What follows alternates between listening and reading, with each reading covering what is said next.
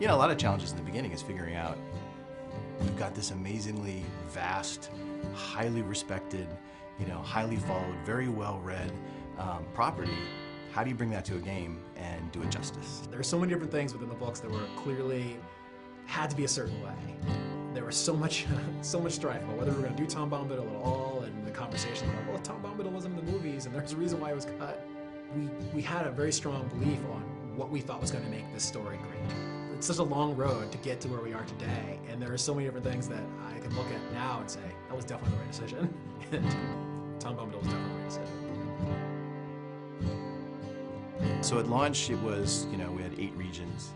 We kind of worked our way through the Shire. We ended up in Angmar. You know, it was a, we thought, huge world at the time. In fact, I think at the time it was one of the largest pieces of landscape ever released for a game. Eyes and ears and hearts and minds and everything opened up to us to see how we addressed, you know, how do you do a story in this world? You know, we can't be Frodo, right? I mean, these are the things that people thought the game was going to be, that I could be Frodo and I'm going to run through Middle-earth.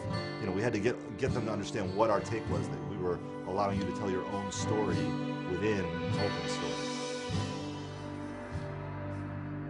Our goal was, this has to look unlike any place that anybody's ever been in an MMO, right? And hopefully also in an RPG, because when you read about Moria, it's this big, huge, giant, expansive, cavernous place. The idea was to use, to make it a landscape space with not one, but 2 separate height maps. So there'd be a height map for the floor and then a height map for the ceiling. That was something we'd never done before, doing the vast landscapey interior dungeon. It's really hard without a date file and without having sky and clouds and sun and all the colors that brings in. And you could have 2 stretches that have the same grass pattern, the same little huts, and you swap out sunny blue sky for crazy red, green, shimmery, evil thing, and it totally changes the look and feel. Not having that in Moria, it was much more challenging. challenging, yeah.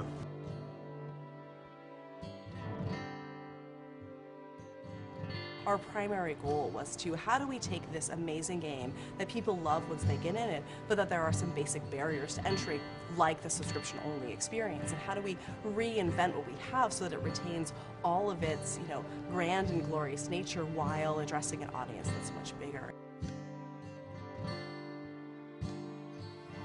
We are standing on a mound of content that is, you know, almost 10 years old, going back to when we first started early development at Turbine. I think it's a credit to the early architects of the game that we're able to, you know, continue to add on to it and grow it and do remarkable things.